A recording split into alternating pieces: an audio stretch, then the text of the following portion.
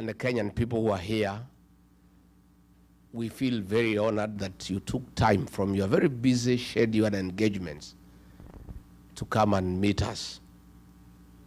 We are really honored and feel very privileged. We don't take it for granted.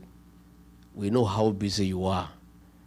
And the fact that you have taken time to come and have an engagement with us, we feel very honored and very delighted.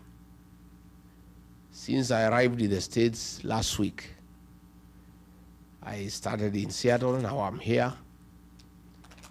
I want to tell you, in my whole life, I've never felt this pampered and spoiled. Watu wananichuka kama mtoto. Igia hii gari, tunaenda pahali ni 7 minutes, hata sijui ni wapi, naambiwa tumefika, shuka. Huyu anaitwa fulani, saa ya kukula imefika. Unataka kulala saa ngapi? Unataka kukula nini? Ndio hii. Unataka kuoga? Unataka maji moto ama baridi? I've never felt so loved. The love and affection you people have shown me and my wife, we feel very indebted, and we feel we are in the right place. Tumeshukuru sana. Yesterday we had a good meeting with some business people. Later on we had a barbecue in Webster kwa jamaa moja anaitwa Madhu. Tukakuta hako na ploti kubwa. Tukamwambia tukatie kidogo hata 100/50. And the guy is living well there, and he was saying it's a village, but it's a good place. Today we were in church in St. Stephen, and it was great. Now we are here to engage with Kenyans, and these are Kenyans from all communities. You know, back home, our detractors are accusing me of only talking to my people from the mountain. That is not true. I came here to engage Kenyans, but as I engage Kenyans, I also come from somewhere. So along the way, utapata watu ya nyumbani mukoroge lugha kidogo. But we are here for Kenya. Kenya is a great country. And I want to disagree with, I heard Akina Musalia saying, ati nimekuja hapa kuharibu jina ya Kenya, kusema things are not working. Now, Kenya is a good country. And nobody has any issue with Kenya. We have a problem with bad leadership. And that's what we are discussing. And I think it's dishonest for Musalia to expect me to come to the States to cheat people that things are working when they know they are not working. I don't need to tell you Shah is not working. You already know. So you are the ones who is taking care of your parents back home.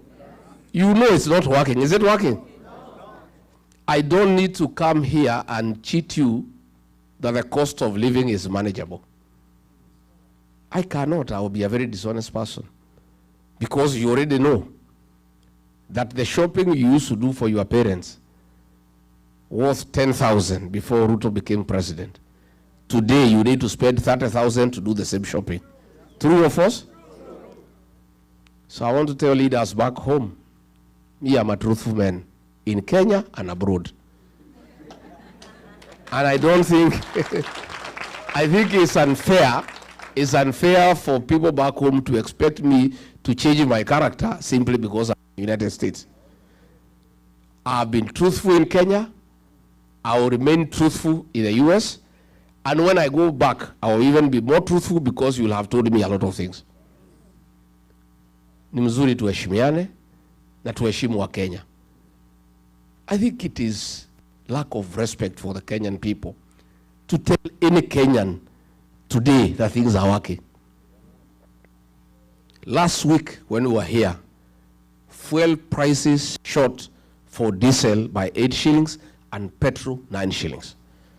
And it has a ripple effect. The matatu people will have to increase their fare. Those with the factories will have to increase the cost of consumer products. So we cannot come here and pretend so that we look nice, that we love our country, we are so patriotic, we come here and lie to the people. Oh, nyumbani mambo iko mzuri, kila kitu iko sawa sawa. Oh, economic growth 9%, hakuna shida. watoto wote wanafurahi, hata hakuna mtu nauliza hawa, wanacheka tu kwa barabara, hata polisi wakiwapata wanawapatia maua. You want us to come and tell those kind of lies? And with this technological revolution, you people know what is going on at home, even more some people work on our village, isn't it? You know what is going on. So I'm here to have an honest conversation with our Kenyan people, because Kenya is our country, it's our motherland, it's a country that we all love. And much as you are here to look for opportunities, you have a lot of interest back home. Your parents are there, your relatives are there, that's where you are born. And if things go the way you would want, that is where you would like to retire, isn't it? So you are very serious stakeholders in the welfare of our country. In the 1970s, coffee was #1 foreign exchange earner for our country. In the 80s, coffee was overtaken by tea, and tea became #1 foreign exchange earner for our country. In the 90s, coffee and tea were overtaken by tourism, and the tourism became #1 foreign exchange earner for our country. As we speak today, all those have been overtaken. The highest #1 foreign exchange earner for the Republic of Kenya are remittances from the diaspora. You people here in Boston, United States, in the UK, in Germany, in the Arab world, you are driving the Kenyan economy. For us to pay our public debt, which is in trillions, we depend on the dollars you send home. For us to import things from China, from elsewhere, the foreign currency that we depend on comes from you. For us to pay the ambassador here in Washington and the staff at the Kenyan embassy in Washington, D.C., those dollars come from you. You are a very serious partner of our economic development as a country. Where I come from, we rear some dairy cows. A dairy cow is only useful when it produces milk, and a lot of milk for that matter. For you to get milk from a cow, you must look after it very seriously and very carefully. You must make sure it has enough hay. You must give it dairy meal. You must give it sun. Nowadays, because it's cold, we are giving mattresses for the cows to sleep on so that they don't feel cold. Things are even getting more technical. If you want the cow to give you milk, and a lot of milk, we are now playing country music of Ken Rogers and Don Williams and Crystal Gill to our cows to produce milk. And if you don't take care of the cow, inakata na mazi? The diaspora brigade is a Kenyan dairy cow in matters foreign exchange. There is no way the dollars will flow to Kenya when the diaspora people are unhappy or when they are unsure of what is going on at home. They will even be more reluctant to send any money home if the president orders police to shoot and kill young children. They are not. Because they have children at home. They will not send money back home if that money is being given to Soprano to go bribing people in meetings. These diaspora people want to see construction of roads. They want to see provision of clean water. They want good health for their parents. They want to hear that hospitals have medicine. They want to hear schools, children are being taught and their books.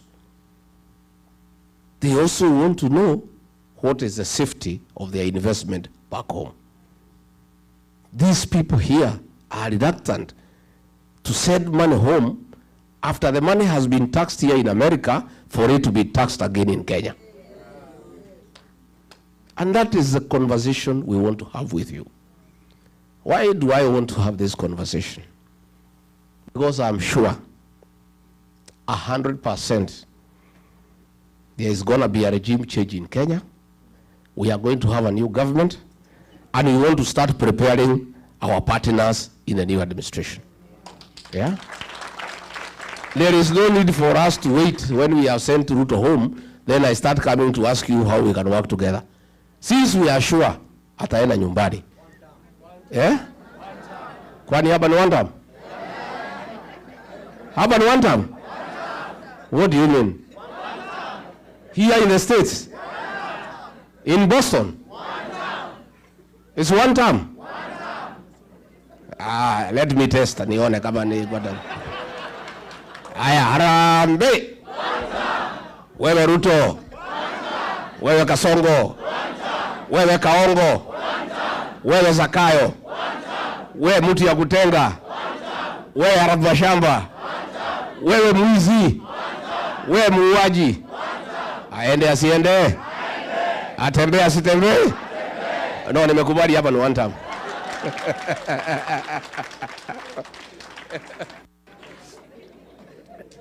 I want us to have a conversation. We want to create an enabling environment back home for you to feel confident to repatriate your profits and invest at home. We want you to come and build houses without paying bribes for your building plans to be approved. We want to have a discussion how you can invest your dollars back home at an interest rate higher than what you are getting here in America. And I want to be very candid. It is foolish, indeed irresponsible, not to engage the diaspora people on how they can bring their dollars back home. The dollars from the diaspora are enough to drive our economy. We can borrow from diaspora, we don't have to borrow from China. We don't have to borrow from the World Bank and IMF. These people in this room and elsewhere across the world have sufficient resources that can drive our economy. But they cannot entrust their money to a corrupt regime. They cannot entrust their money to people who are stealing left, right, and center. And definitely, they also cannot entrust their money to those who kill their children. Because these are also Christians. They are people who are religious. They have some moral fabric that drives them, that you must be a morally upright person for them to entrust their savings with you. So that is a conversation along the way I'll be having for the time I'll be here. And I'll be back again and again, so that by the time we are going to elections, we have an MOU with the diaspora people. I know you have been betrayed, and therefore you may not be very quick in trusting us. I have been betrayed too, so that makes the two of us. Sindio, the Kenyan people have been betrayed. So now we cannot talk about betrayal because everybody has been betrayed. You know the kind of excitement the Kenyans people had when we elected Ruto as president. He promised many things. He said he'll put money in our pockets. Little did we know he would get into the pockets and remove the little that we have. Through taxation and stealing. So everybody is feeling bad. Everybody is feeling let down. People are almost giving up, but I want to say don't give up. There is a hope for a better tomorrow. The Kenyan people are very resilient and they don't give up. I want us to have a partnership with the diaspora people. I want to see where you people can form yourselves into cooperatives, pull resources together, import our coffee from home and market it here and make the profit and pay our farmers better. Our coffee is the best in the world. When you buy coffee here in Starbucks, it's impossible to afford. But the brokers take all the money, they don't pay anything back home. Our tea, our avocado, the prices here are crazy. Yet the farmers at home are crying. If you people organized yourselves, put money together, purchase avocado from home, sell at the same price, keep some profit, and pay your mothers and aunties well, you will have done well for your country and for yourself. I have many ideas, but those ideas, I have to work with them with you and our children, the Gen Zs. These Gen Z fellows, the present and the future of our country. And there is no leader who is going to succeed without working with these children. They are more knowledgeable than all of us. Hao watoto, hakuna kitu hajui.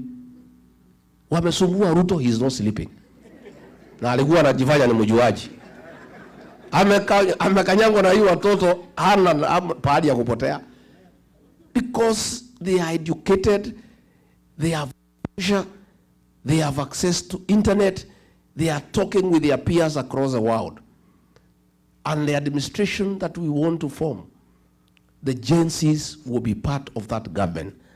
I want the Gen Zs on the decision-making table so that they can help us to manage our country. Our party, the DCP, the National Executive Council of about 36 people, 13 of them are Gen Zs, young people. And they are the ones who are driving the party. And I am a beneficiary of their knowledge and advice. I listen to those young people. Sometimes I open my mouth, I'm left gaping with the knowledge and the ideas that they have. And these are the people that we want to partner with. And I want to say very clearly, if God is gracious and gives me the opportunity through the people of Kenya to be president, I'll have a mix of experience and youthfulness in government. Where we pick a cabinet secretary who is experienced, the principal secretary is a 24, 25-year-old girl or boy. They work together. So that the elderly experienced can guide the young people and slow them down. And then the young can bring energy and vibrance and fresh ideas. A mixture of the two will liberate our country and make it a world-class economy. That is my wish. That is my dream. It is doable, and already those young people, by listening to them, we are getting to places. And that is why we cannot allow William Ruto to kill them, because we need them. We cannot allow him. So saa ingine mkiona mimi nakuwa mkali kwake, mnielewe. Sina ubaya, ni hiyo watoto. You know, as Deputy President, when he made a decision that those young children should be killed, I said no. And when he ordered for them to be shot, I called a press conference in Mombasa when I was in office, and I told him off. Do you remember? Yes. And that's where my problems with him started. And he said he cannot work with me because I am disobedient and have admonished him in public. And I said, I would rather lose my job than be part and parcel of a government that kills young children. And let me tell you, today we don't have the job, but I have peace of mind. I sleep well. Hata jana nilichelewa na mkutano kwenda huko Webster. But William Ruto and Soprano, because of the blood of the young people that they carry, they don't sleep. They are in anguish. They are crying every day. They are all over crying because they carry the blood of our children. And I told William Ruto, these children you are killing, you will never have peace. And your children will have no peace either. These are people's children. They are only crime, they're asking for justice.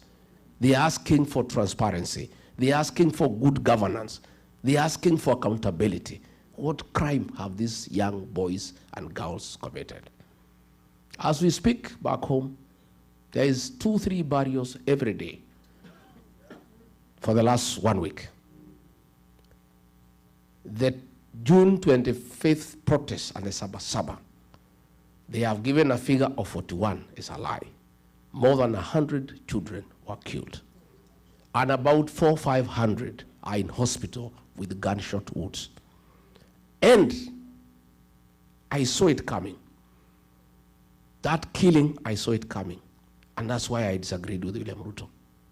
And I told him, you can push me out of government, it's okay. I cannot be part of a killer government because I'm a Christian. I'm also a human being. I'm also a parent. I have agencies in my house. What worrisome is that he is no longer pretending. It was being done through the police, through the National Intelligence Service, anajificha mbali. Him and his boys are no longer pretending. There are 3 instructions that have been given. The first one by Kipchumba Murkomen, his homeboy, kijana yake ya nyumbani. Shoot to kill. That is there. It has already been implemented. It is going on. The second one from Ruto himself, shoot in the leg. That is the second one. The third one from Nelson Koech, his tribesman. Don't shoot in the leg, shoot in the head. So those 3 instructions from William Ruto and his own boys are in force. That is the danger we are in as a country, where a president elected by the people can give instructions in public that children be killed, where his minister can give instructions and he's not apologetic about it. That is the situation we are in. And let nobody tell you that the people who have a problem with that kind of behavior are the Kikuyus. No, it's Kenyans, all of them, including his own tribesmen. Who go in Kericho, Bomet, the Kipsigis are crying. Who go in Baringo, the Tugans are crying. Everybody is up in arms. And it's a Kenyan problem all of us must fix. So before I can ask you to bring your investment home, please let us work together and first fix the governance. And there are no 2 ways about it. One term. One term. And I want to, when I'm here, to tell William Ruto and his boys, I've seen they are all over the country castigating me because of one term. One term has nothing to do with Rigiji. It's a decision and the mood of the Kenyan nation. All Rigiji did was to look for an appropriate slogan to describe the way the people of Kenya are feeling. Rigiji is just creative, isn't it? Yeah. Rigiji, being a student of literature, he studied the mood of the country, what people have decided, and summarized it in one word, one term. But it's not me. I am here. In the US, one term is still going on. So they are abusing me. He has unleashed Musalia, abusing me. Wetangula, Ichongwa, Cheriot, Mwenyewe, kila mtu wananitukana. Even yesterday, they were abusing Mama Boys. They have sunk so low. Now they're even fighting women, fighting children. When you fight a government, fights children and women. See, you only bure serikali. And Ruto was saying that Kenya is not a failed state. But if you have a government fighting children and women, so that is a failed state. So I want them to know this one term has nothing to do with Rigiji. It's a decision made by the people of Kenya. And I'm happy. I have found that the Kenyans in the US are of the same opinion. Yes. Because you guys talk to people at home every day. And you guys are even feeling the effects of governance much more than people at home, because you people support families. You have a lot of transactions at home. So even as you work here in the States, you are feeling the impact of bad governance when you are here. So, my brothers and sisters, my cousins, let's fix this together. Mimi nataka munisaidie. You may not know, but you have a lot of influence back home. Hiyo kitu mnatuma na M-Pesa, hiyo titi. Iko na ushawishi kubwa sana. The families you take care of, the people that you support, listen to you. Talk to them. Tell them it's one term. Hata wakichukua pesa ya huyo jamaa ni one term. Najua siku moja alikuwa anakuja huko mlimani na pesa mingi sana. He had 1 billion, nikaibiwa siri na mtu wa Central Bank. Ilikuwa anatolewa na magunia. Kaambiwa pesa imetolewa ya kwenda mlimani, 1 billion Kenya shillings. Sasa nikauliza hii pesa, si nipange vile watu yangu watafaidika. So nikawachanua. Kaambia nyinyi watu ya mlima, msioneshe hii jamaa hasira. Lakini kwenda mkutano yake lazima alipe. Attending a meeting, it is 2,000. And you must be given before you go for the meeting. If you are in the meeting na anataka upige makofi, uongezwe 1,000. Na kama anataka ucheke umuoneshe meno, aongeze 1,000. So kila mtu 1,000 ngapi? Watu walikula pesa huko, lakini kaambia hii pesa mjue iko na damu ya Gen Z. Please don't take it home. Usichanganye na ile yako ama kupeleka mtoto shule ataanguka mtihani. Hii pesa mkule hapo kwa plot hapo. Na kama uko na deni ya Shylock watu walikula nyama, wakafanya shopping nini, akanyolewa 1 billion. Akifika Nairobi, akasikia mambo ni one time. He has never come back there. Jana nimeona Masaini, Wamasai wamechanuka. Wamasai wamejaa hapo karibu na Kiserian, Soprano walikuwa wameenda hapo na pesa na gunia. Wanapiga makofi, wanacheka, wanaimba. Wakapewa kila mtu 2,200. Wakanyamaza. Alipoingia ndege kuamuka kufika juu, one time.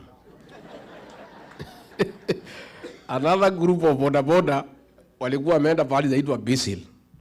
Wamelipwa kila mtu 3,000. Wakapewa, wakalipwa. Alipoingia kwa ndege, wakija kwa bodaboda, wamebebana watatu. Wanasimamisha gari, wamwambia, wewe mwenye gari, one time. Wewe mwenye gari, one time. That is what is going on in Kenya. So I want you to tell people back home, hiyo pesa ya Kasongo ikija mkule. Lakini ni one? Mutawaambia? Yes. Number 2, na nyinyi mpige kura. Those who are able to come home, you vote there. Those who can vote here, you vote here. Again, your congressmen and your senators, you tell them about what is happening in Kenya. You are to saidia kwa Congress and Senate. And because they need your votes here, they can listen to you. You must tell them about the human right violation in Kenya and what is happening back home, so that the American government can understand whom they are dealing with. So mine is to tell you that you are serious partners of our new administration. And I want to assure you, we cannot get it wrong. Ruto is trying to divide the opposition. Ndio apitie katikati. Na yeye ni mkali na ni mjanja. Na ako na pesa, na watu wengi wanapenda pesa. Many people, very few people can be able to withstand corruption through money. So within our team anajaribu, lakini tumekaa imara. Tumekubaliana, mimi niko hapo. Kalonzo ako hapo. Matiang'i ako hapo. Eugene Wamalwa ako hapa. My sister mother ako hapo. Natembea ako hapo. Hata huyo Mtata ako. Na yule mtu yote anataka kuwa rais. Tumesema kila mtu aende atafute kura zake. Kila mtu asanye zake. Pale mwisho next year, hapo after Christmas, tuketi. Tuweke kura kwa meza, tupige hesabu, tuulizane, nani atapeperusha bendera as one candidate only against William Ruto. I am a front runner, and I think I have the best chances to be president. But I want to give you a commitment. If the formula does not favor me to send Ruto home, I'll sacrifice my ambition and support whoever the formula favors.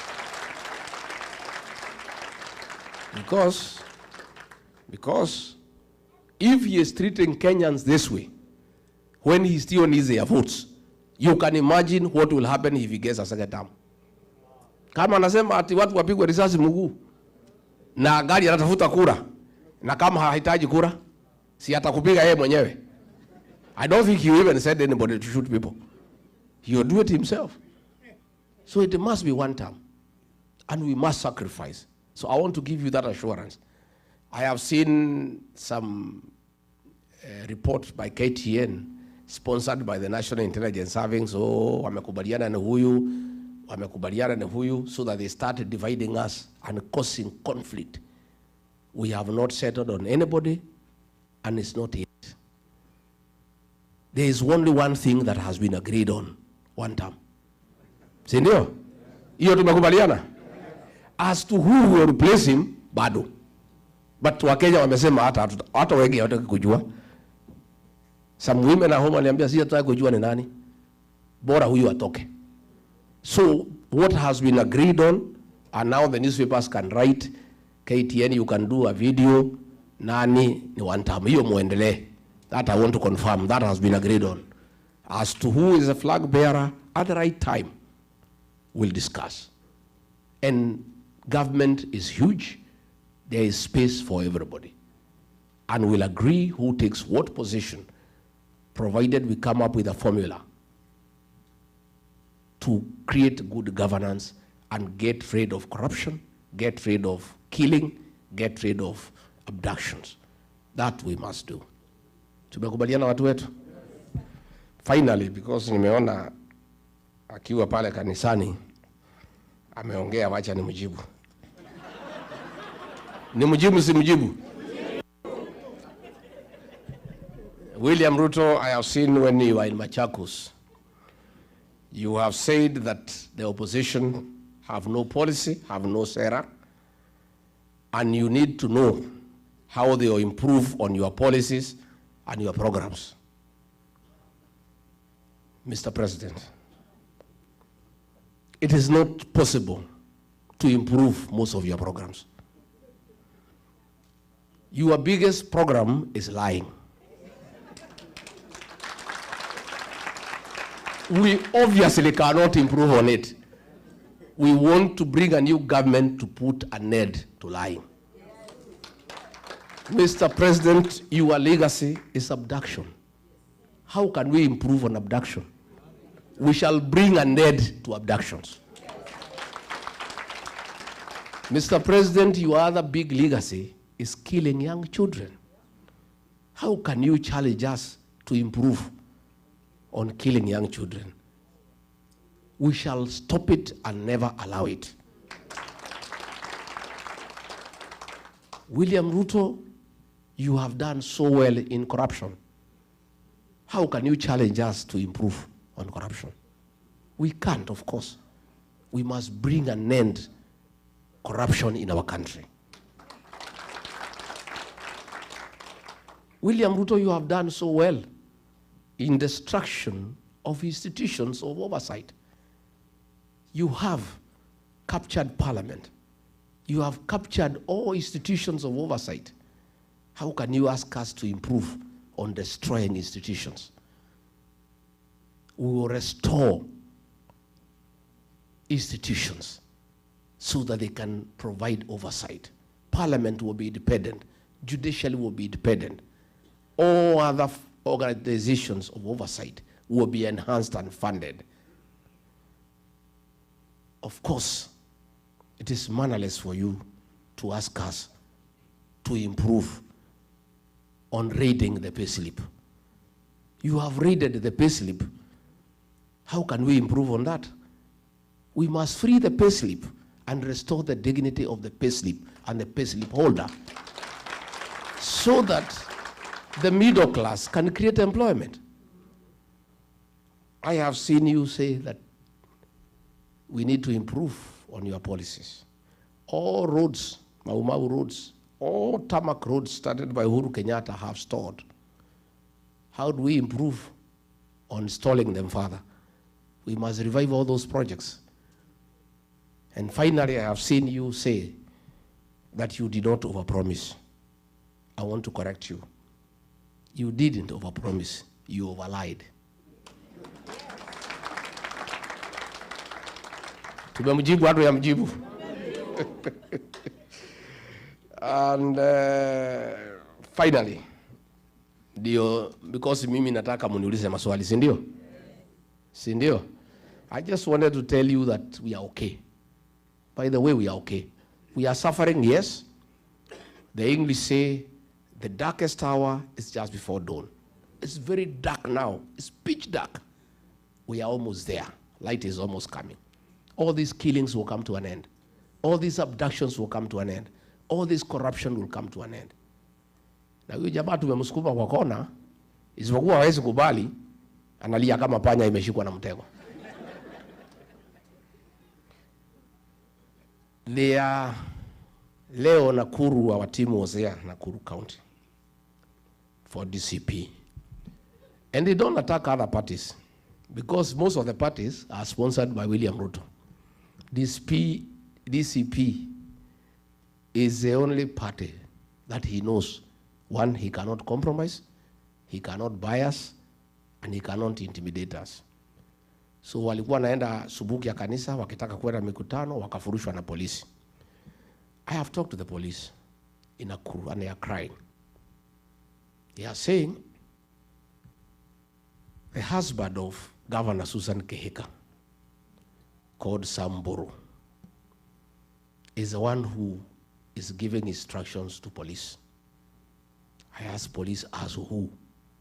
No, he has said the wife is in charge of the county government and he is in charge of the national government in Nakuru. How so?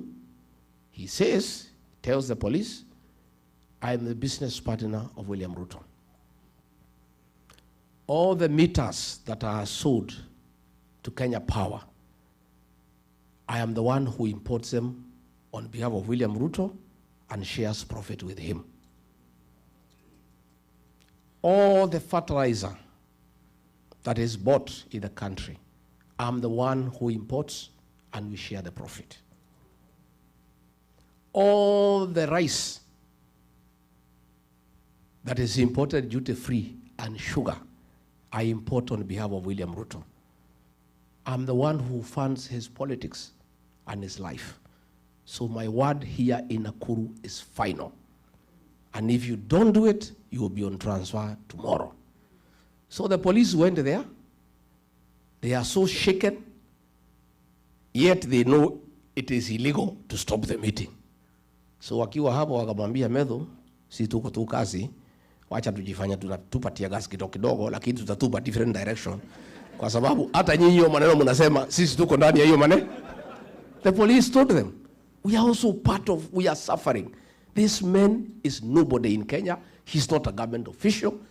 The fact that he does business with President William Ruto, he is lording over everybody in Nakuru, threatening us, saying he is the president of Nakuru. So William Ruto, I want to ask you, why don't you do business with Samburu, muendelea biashara? But you cannot make him in charge of police operations in Nakuru or elsewhere in the country. You know, hata kama anakutengenezea faida, si wewe mwenyewe utafute mtu mwingine ya kuambia polisi vile watafanya, instead of him intimidating people in that Nakuru. Na sisi tumesema, fine. Since we cannot work on that guy because there's nothing we can do, I have told my people and the people of Nakuru to punish him, his wife, one term.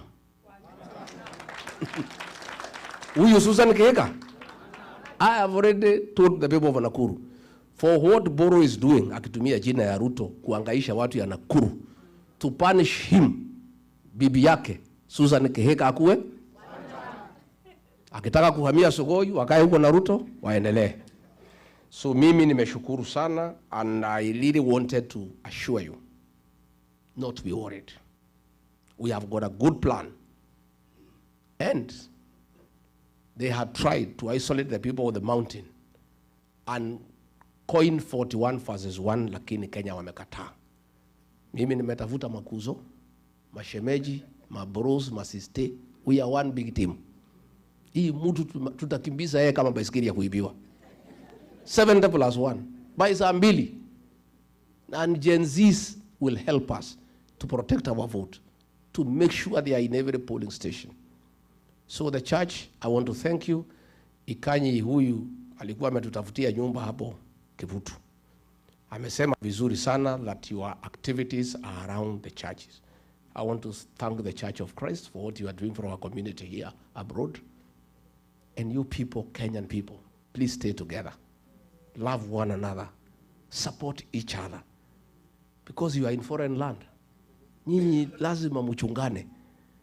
Buffaloes don't move together in a herd because they love one another. It's the danger of walking alone. If you look at the wild mist migration at the Mara, his wild kitembea. When the lions try to attack them, they are able to fight them off. But along the way, one of the beasts gets injured and is unable to walk faster. And the others walk and leave it behind. Within 5 minutes, imechukuliwa, imekuwa nyama. Never walk alone. Please stay together as the people of Kenya. Take care of each other. Tafuteni makazi na mashemeji. Si ndio? Na kazi ni anybody anataka William Ruto akuwe wandamu. That is the definition of cousin. Makuzo mko? Hi kuzo. Hi kuzo. Please, we are communities. And I've told you, even the Kalenjin, they are crying as much as everybody else is crying. Because the cost of fuel, there is no one that is cheaper for the Kalenjin. It's the same cost. Kila jamii inalalamika because of bad governance. So we need to work on our country together. But with the leadership of Gikonyo, mukubaliane yale maneno mnataka tufanye na nyinyi diaspora. Na mimi, I want to promise, hii Los Angeles consulate, hiyo, tukipata serikali, tutapatia mtu ya diaspora, achunge mambo yenu hapo. Hiyo Washington DC hapo embassy, mutajaa huko. Because you are the one who understands what needs to be done here in the States. You understand the challenges of Kenyans here. You know the business opportunities. You know how we can grow trade between us and the Americans. Because you have been around for a long time. And you understand these Americans. So you are the best people to advise our government on how we can sell our products here. How do we bring our tea here? How do we bring our coffee? Nijaribu kumwambia William Ruto, wacha tuweke hiyo watu ya diaspora kwa embassy. Sasa bana, achana na hiyo watu. Hiyo watu wacha wangaike huko. You know? Ameenda ametafuta mtu ya kwao, ameleta hapa Washington. Tangu akuje amekutana tu na jamii yake, he has not met Kenyans. He has not bothered to find out what is happening among the Kenyan people here. So I want to make a promise that we'll agree that our missions abroad, the diaspora brigade, you have learned people, experienced people to run those embassies and run them efficiently for the benefit of Kenyans, for the benefit of our country, and for improvement of trade and good relations with the people of America. Sindio? Sasa mutakuja kutembea wa Monyoro? Mutakuja lini? Mutakuja Disemba? Mutakuja? Kujeni wa Monyoro nichijie nyinyi. Najua sasa hapa jana nimeambiwa na huyu driver alinibeba ile buzi tulikula pale, ati akaniambia hapa buzi moja ni $400. Karibu nisimamisha gari nitoke niende niingilie hiyo biashara. $400. Wow. So mimi Mungu akinisaidia tupata hii serikali tuendeshe kidogo, halafu tustaafu, munitafutie shamba hapa niweke mbuzi nikuwe nikiuza $400. Because I think and you know, I've met many people here and you people look happy. Yeah? You look happy.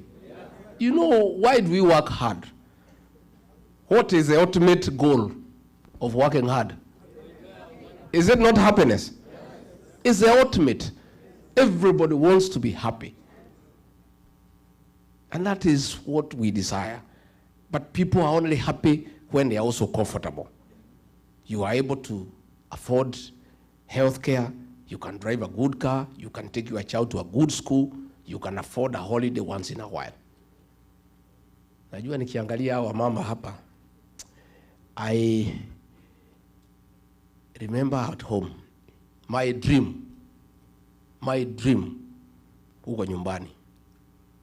Today tulikuwa kanisa ACK, I was telling the Reverend, we want our women, wale wa Mothers Union, wale wa CWA, wale wa Women's Guild, ile kitambaa wafanya ile siku tu iko sherehe ya kanisa.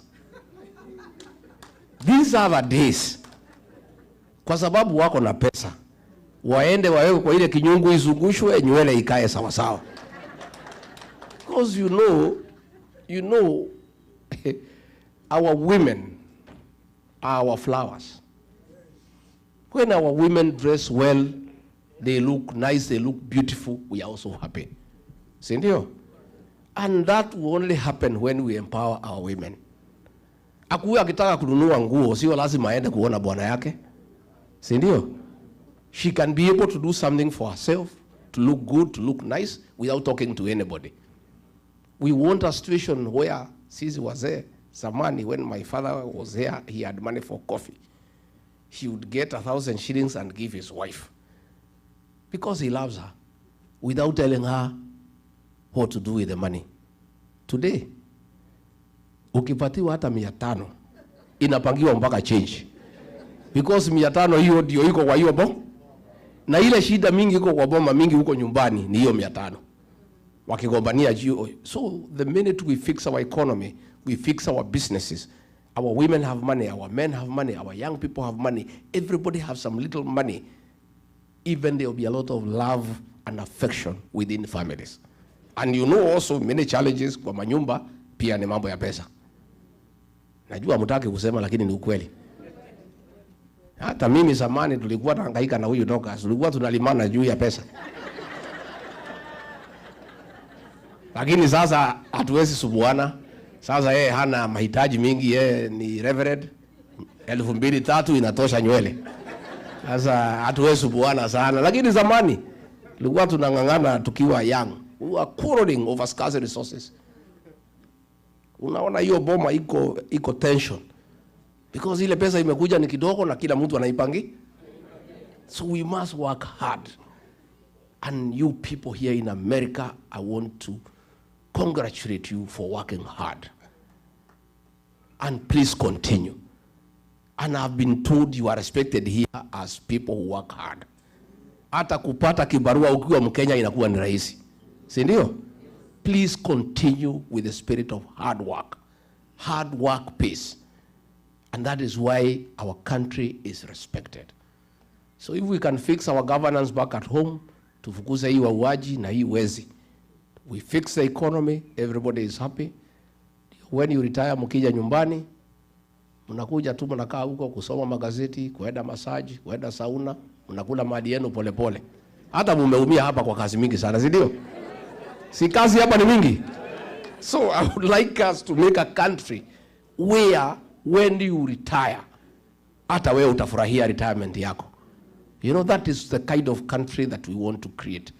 And in that we'll work together. Mimi nimeshukuru sana. Kama nimebo nyinyi poleni. Na mimi sasa niko hapa wiki kadhaa, alafu nirudi kule.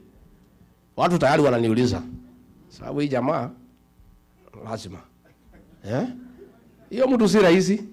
Lazima iko kibarua, si ndio? Iko kibarua. Anajua mimi ndio namuelewa kuliko anybody else. Mimi namuelewa sana. Lakini uongo. That man lies without blinking. Amekuangalia tu namna hiyo na kudanganya.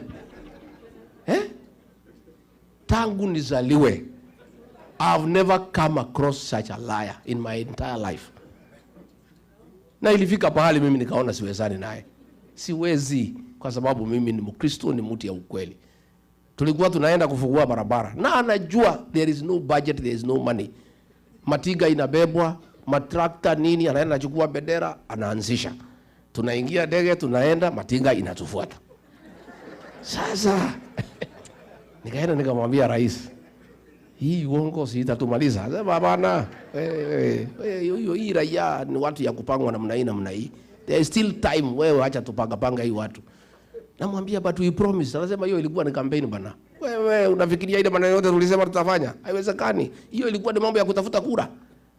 Namwambia lakini rais, why do we go to start a project when we know for sure it will not go on? But now, you know, we must keep on going to the people. People live on hope, my brother. Wewe Rigiji, wacha mambo mingi. Wewe wacha maneno mingi wewe. Wacha nikuoneshe. Mimi nimekuwa kwa hiyo karabati miaka 35. Hii watu nitawapanga na wapanga na watapangika. Hao watu walikuwa napanga. Wamepinduka.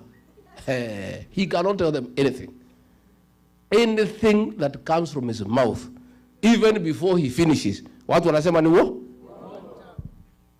And for killing our young children, he will never recover.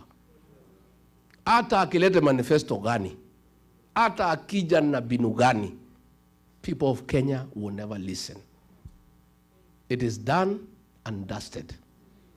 It's only a question of time. And the worry is, wataiba kila kitu kabla tuingie. That is my only worry. Hii miaka 2, kupora mali, all the taxes we are paying. Pesa inasanywa, inapatiwa soprano, anabeba pesa na ndege. Helicopters inamfuata karibu usifanye accident huko juu. Everybody has a helicopter. And you know, a helicopter is $1 million a day. Sasa mpaka ng'ombe simeanza kufuata miscarriage kwa sababu ya kelele ya helicopter.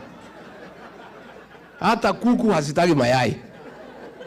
Oi mandege napiga kelele everywhere mpaka the animals are confused. You know? So tumekubaliana watu wetu. Mnataka nirudi tena?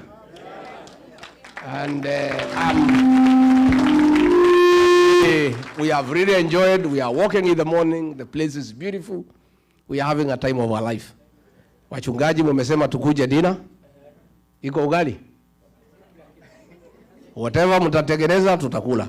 Mbona usipatie snails ama frogs or snakes? But all these other things tutatangangana naye. If it looks kama ni kitu ya nyumbani na karibiana, tutakula. We'll come so that we meet our church leaders. We respect you, we honor you, and we really appreciate the great job you do to keep our people spiritually taken care of. Because in these difficult times, our people need spiritual nourishment from time to time. We really value our church leaders for the work you do when we are bereaved, when people are going through struggle. We also know, the way you said, you are also like judges. You solve domestic issues without asking for payment. Hata mkitaka kulipisha hakuna shida. Sababu hii shida ya nyumbani inakuwaga mingi. Sasa kwangu ikitokea sijui itafanya nini kwa sababu wangu tayari ni reverend. Sasa unless we eat a bishop. Lakini kwangu haiwezi tokea shida sasa. Sababu kila mtu wako busy. Mimi niko kwa mambo ya one time. Sasa tutakosania na huyu mama nini? Kila mtu yeye anaomba, ananiombea, anaombea nchi, anachunga boy child, mambo ya drugs. And I can tell you, as deputy president with my wife, we had done work on alcoholism and dealt with it conclusively. Our young men had gone back home and started having families. The minute we left office, the illicit brews are back, our boys are back in the trenches. It's so sad because it's something that we had done successfully and we had saved an entire generation. But I'm not worried because there is a God of a second chance. We'll even do it much more with a good program, with a good budget to make sure that we deal with drug addiction and alcoholism. And I've been told you have a similar challenge here. Quite big, isn't it? So that is something, Reverend Dorcas, you have to start thinking through. As we come to government, how do we work with our embassies, with our diaspora organizations to help the people out of our country on issues to do with addiction, drug addiction, and alcohol abuse. It's something we cannot run away from. You know, people like running away and assuming it's not happening. And I think that's what I and Dorcas did. We owned it and we said we have a national problem. And many people, very senior people, started coming to us to say, yes, I was hiding because of the stigma. I didn't want to know my child is in drugs. I didn't want people to know that I have a problem with alcohol. But now that you are talking about it, let's discuss it. So even as we agree on the diaspora interventions, I think the social challenges facing our communities here is something, as a new administration, we must take into account and find out how we can work together ndio tusaidie hawa watoto wetu. Mungu awabariki.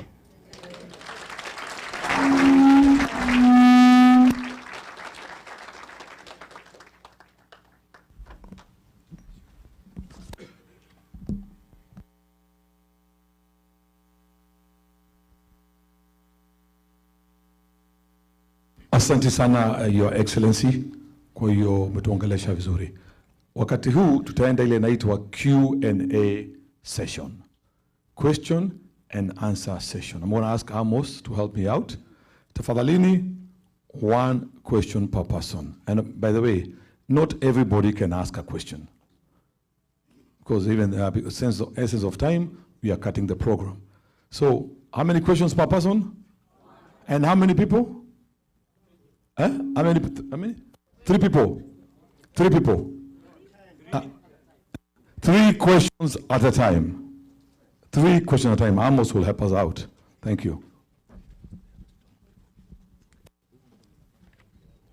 God is good. God is good. Whew. We've been sitting there. We've been listening. It's been sinking in, right? Let's all stand up for a second. We want to make sure we have a wonderful Q&A. I know we want to hear more. We want to hear more, right? How many appreciate all that we heard today? Come on, let's put our hands together. Yeah. Come on, I see someone who is not clapping. What's going on, right? Well, let's appreciate His Excellency one more time. And yesterday, as we ate that nyama, we understand there's one language that is so good and so clear and so right. And what's the language? What? That's a bishop, huh? Hey. All right, let's say we're gonna do it this side and then this side.